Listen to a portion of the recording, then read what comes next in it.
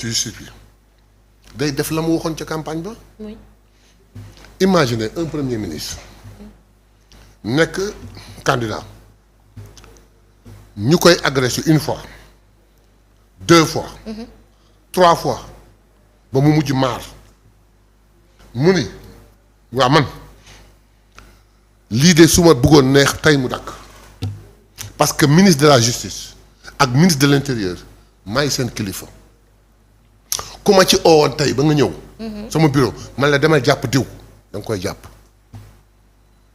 mais defuma ko mais nag lii di am na dakk donc waxul en tant que premier ministre soo déggee expression bi te jub da ngay xam ne candidat mooy wax parce que bu doon premier ministre day joxe instruction mais c'est un candidat il dit lii di am ñu may agressé fu ma génn campagne ñu agressé ma ne na dakk bu dakkul man dinaa ko régler il se considère en citoyen lambda. D'accord. En sénégalais et il l'a dit pour revenir à ta question. waaw. day wax ministre de l'intérieur ni ko dorénavant. Le ministre de l'information d'abord. Surveillement tout l'audiovisuel ku ci waxati wax ju waxul ah. Informe le ministre de l'intérieur. na jël ay dispositions na jël ay responsabilités. mais on est en démocratie quand même. honorable. Est-ce que démocratie Adjara. bu nu jëw maa ngi yow rek a fi nekk. bien sûr. léegi kaay ma wax ma jël exemple si yow Adjara plateau bi ma toog. war na tax pour une raison pour une autre ma taxaw di lay yekk lu ne Sénégal àddina yëpp du dégg. déedéet. teg ko fan. démocratie mooy parce que c'est une démocratie bon nanu génn sax fii. tey jii man mii ma tooñ sama jarbaat Anta Babacar Ngom. que j'estime bien. tey faru ñu ñaar mi ngi ci non inscrits yi.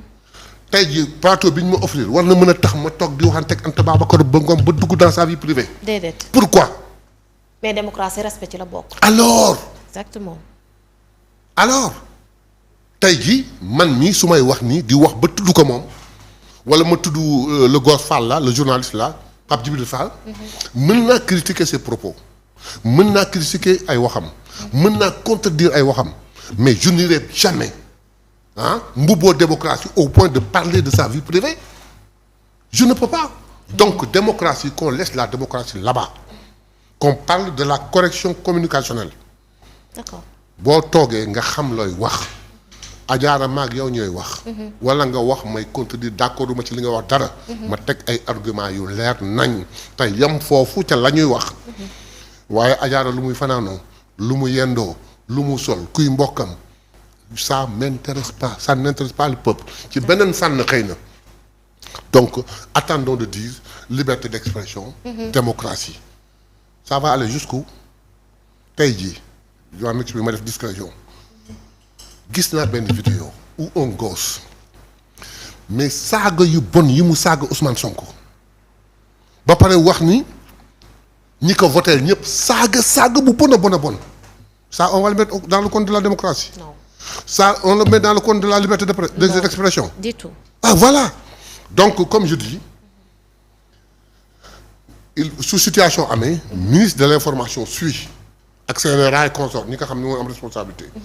li xew ku fa def lu fa defuwul. d'accord. dañoo ni ku fa def lu fa defuwul. ok c'est une condition. Informer le ministre de l'intérieur mu jël ay dispositions am. mais dinañ ko yemale ci ñëpp honorable ñëpp a yem. comme mu nekk opposition bi wala mu nekk ñi nga xamante ni ñoom ñoo nekk ci pouvoir bi. di jël yenn kàddu yi. est-ce que gis ngeen benn yoon ñuy favoriser qui que ce soit. jusqu'à aujourd'hui il dit que moci dugg ma si wax sama yoon newu ci mais à partir de cet instant et là je lance un défi à tout le monde. que ni incha allah du am xàjj ak seen muy patriote. di sympathisant di qui que ce soit. képp koo xam ni toogati nga ci plateau wax lu waxul ak si foo ko jëmale. ci kilifa diine yi dina dal sa kaw. ci kilifa aada yi dina jël sa kaw. ci autorité publique bi dinañ jóg sa kaw. ci sam nawle dinañ jóg sa kaw.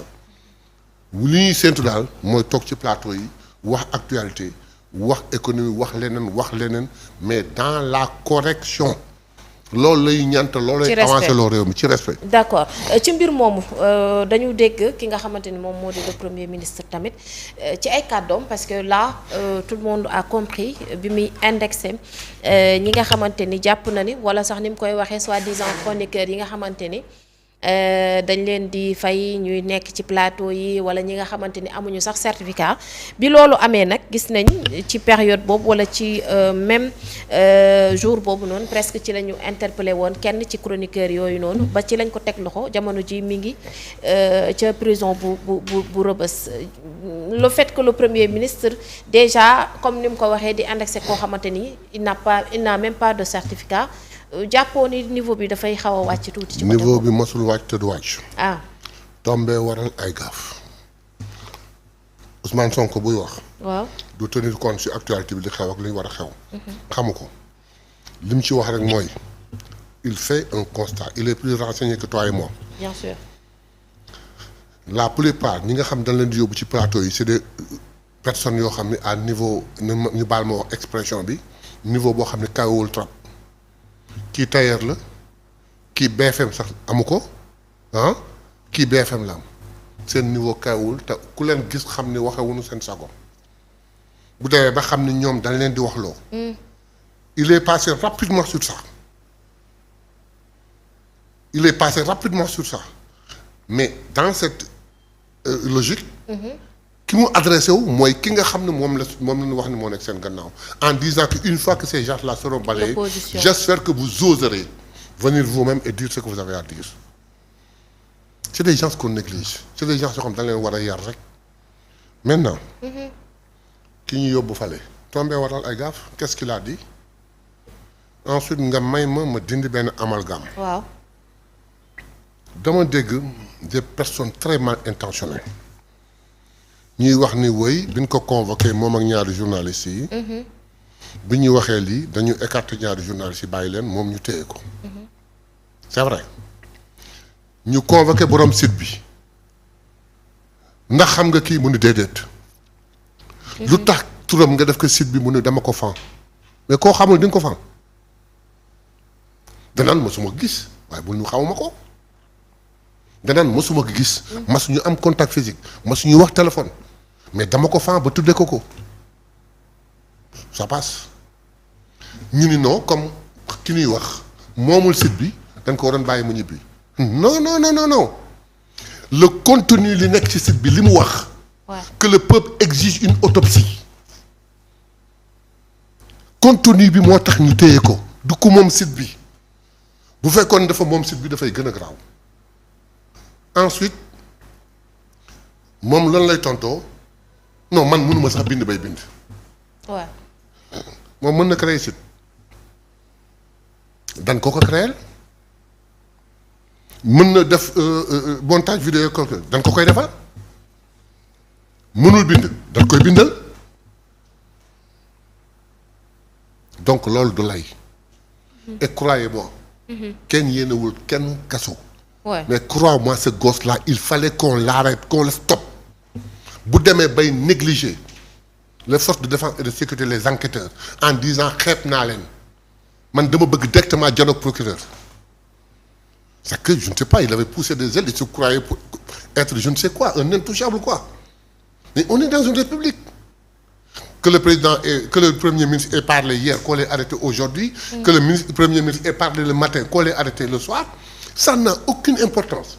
L'essentiel, on l'a arrêté parce qu'on devait l'arrêter, on l'a puni parce qu'il méritait une punition.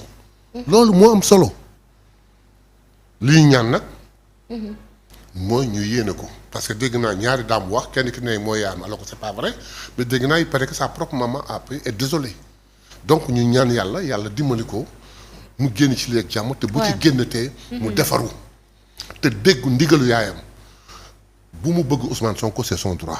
lu Ousmane Sonko wax na ko analyser critiquer c'est son droit. mais qu'il le fasse avec respect. waaye nag maa ngi dégg nit di ko wax naan ko ñooñu la fexe di la yóbbu di la pousser ba nga agsi fii bu dul free diw wala ñëw seet si la fa bàyyi la fa paquet bonbon ak 2500 yoo amee crédit ca kii ba ils ne prendront jamais leur ta place lu ko jar. donc ñu ngi koy ñaanal yàlla na ko yàlla génne ci lii te bu génnee yàlla na ressaisir wu. d'accord alors mu ñu wax ci li nga xamante ni moom moo di rapport Cour des comptes parce que gis nañ ni ci même jour bi nga xamante ni moom la suñu procureur yi génnoon rek doon andi ay leeral.